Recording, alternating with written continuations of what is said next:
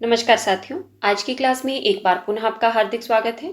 ये क्लास हिंदी से संबंधित सभी परीक्षाओं के लिए है। पिछली क्लास में हमने 105 प्रश्नों पर चर्चा कर ली थी। आज की क्लास में हम उससे आगे वाले प्रश्नों पर चर्चा करेंगे।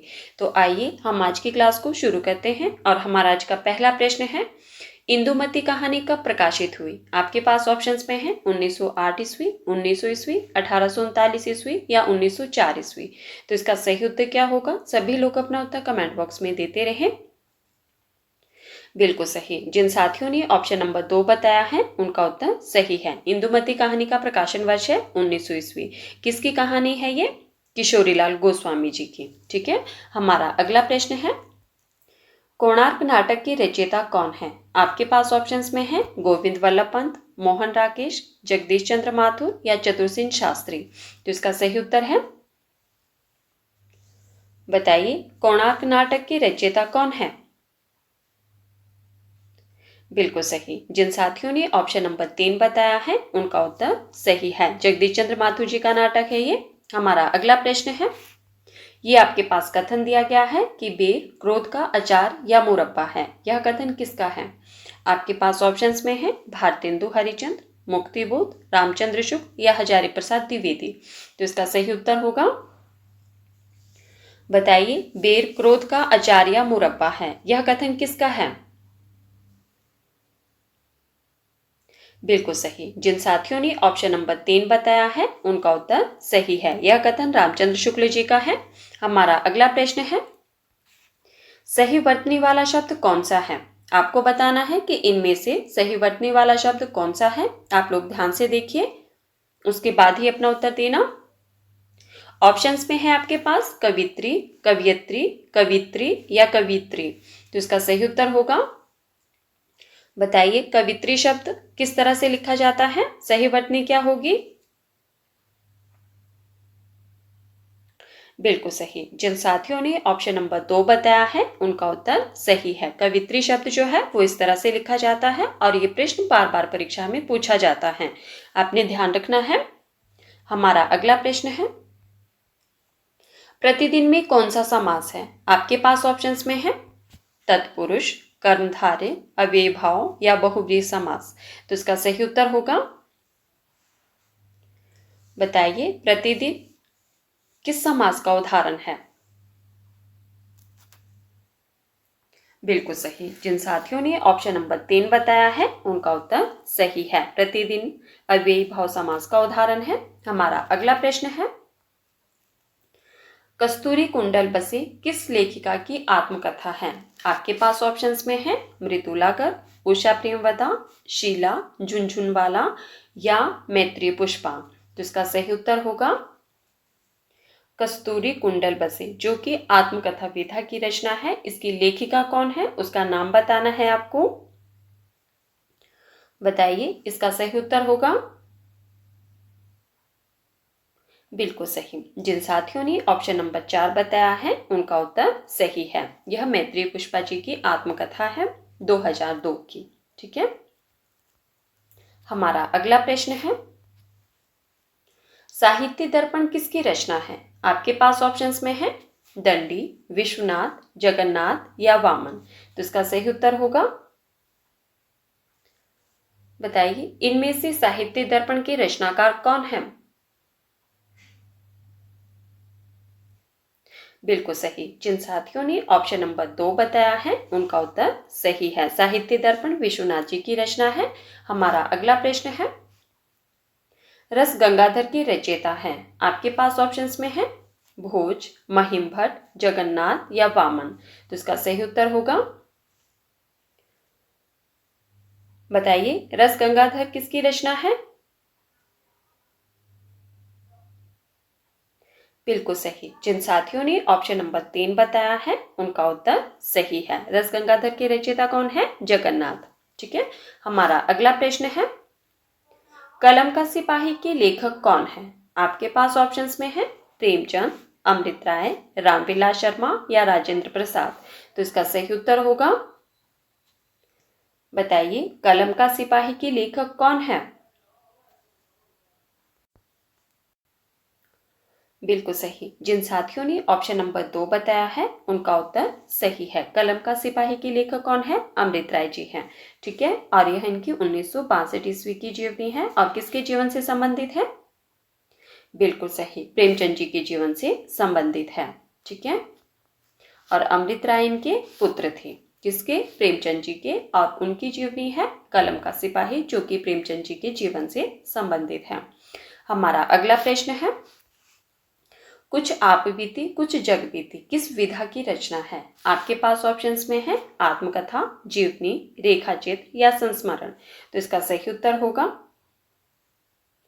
बताइए, कुछ आप बीती कुछ जग बीती किस विधा की रचना है और इसके रचनाकार कौन है? उनका नाम भी बताना है आपको।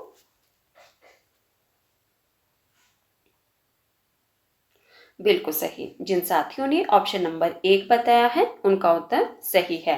कुछ आप बीती कुछ जग बीती आत्मकथा विधा की रचना है और इसके रचनाकार कौन है? भारतेंदु हरिश्चंद्र जी। बिल्कुल सही। ठीक है, ये भारतेंदु हरिश्चंद्र जी की आत्मकथा है 1876 ईस्वी की। कुछ आप बीती कुछ जग बीती। हमारा अगला प्रश्न है, साखी के रचयिता हैं, आपके पास ऑप्शंस में है सूरदास, रसखान, कबीरदास या रहीमदास। तो इसका सही उत्तर होगा, बताइए, साखी के रचयिता कौन है? बिल्कुल सही। जिन साथियों ने ऑप्शन नंबर 3 बताया है उनका उत्तर सही है। साखी के रचयिता कौन है? कबीरदास जी। साखी, सबद और रमीन। ठीक है, हमारा अगला प्रश्न है, संदेश रासक के रचयिता हैं, आपके पास ऑप्शंस में है अमीर खुसरो, अब्दुल रहमान, रसलीन या रसनिधि। तो इसका सही उत्तर होगा, बताइए, संदेश रासक किसकी रचना है? बिल्कुल सही। जिन साथियों ने ऑप्शन नंबर 2 बताया है उनका उत्तर सही है। संदेश रासक के रचयिता अब्दुल रहमान है। चलिए, अब आप लोग मुझे ये बताइए कि अब्दुल रहमान को हिंदी का प्रथम कवि किसने माना है? बताइए, अब्दुल रहमान को प्रथम कवि किसने माना है?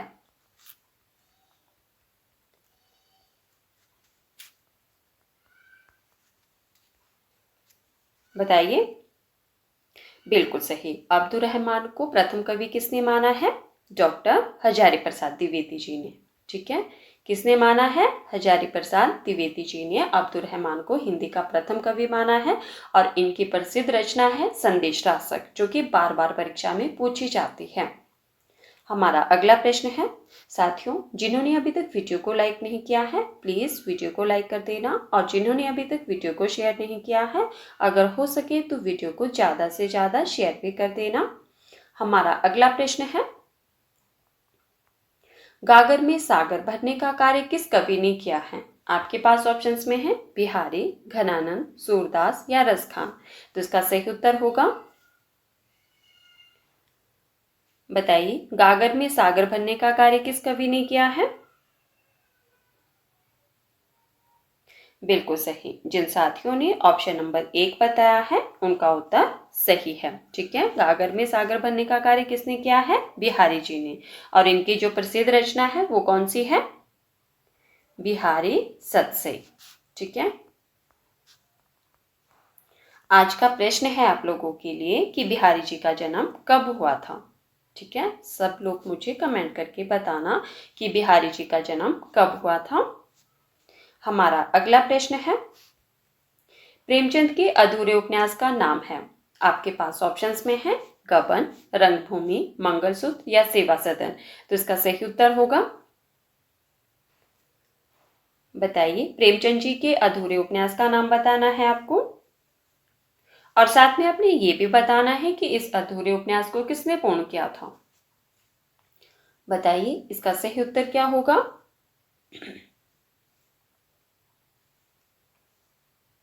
बिल्कुल सही। जिन साथियों ने ऑप्शन नंबर 3 बताया है उनका उत्तर सही है। प्रेमचंद जी के अधूरे उपन्यास का नाम है मंगलसूत्र, और इसे किसने पूर्ण किया था? इनके बेटे अमृत राय ने।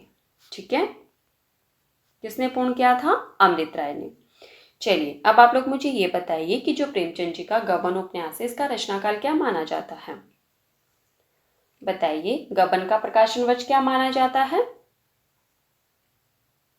बिल्कुल सही, गबन प्रेमचंद जी का 1931 ईस्वी का है। और रंगभूमि, बिल्कुल सही, रंगभूमि इनका 1925 ईस्वी का उपन्यास है। और सेवा सदन 1918 ईस्वी का है। ठीक है।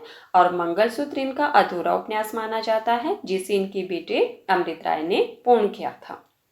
साथियों, ये थे हमारे आज के कुछ महत्वपूर्ण प्रश्न जिन पर हमने चर्चा की। अगर आपको क्लास पसंद आए तो प्लीज़ वीडियो को लाइक कर देना और वीडियो को ज़्यादा से ज़्यादा शेयर भी कर देना।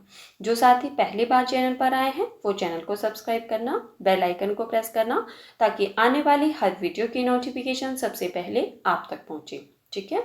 और मुझे कमेंट करके ज़रूर बताना कि आज की क्लास में आपके कितने प्रश्न सही हुए और आप किस परीक्षा की तैयारी कर रहे हैं। और साथ में जो प्रश्न मैंने आपसे पूछा है उस प्रश्न का उत्तर भी अवश्य देना। क्या प्रश्न पूछा है मैंने आपसे कि बिहारी जी का जन्म कब हुआ? ठीक है, बिहारी जी का जन्म कब हुआ ये आप लोगों ने मुझे कमेंट करके बताना है। ठीक है।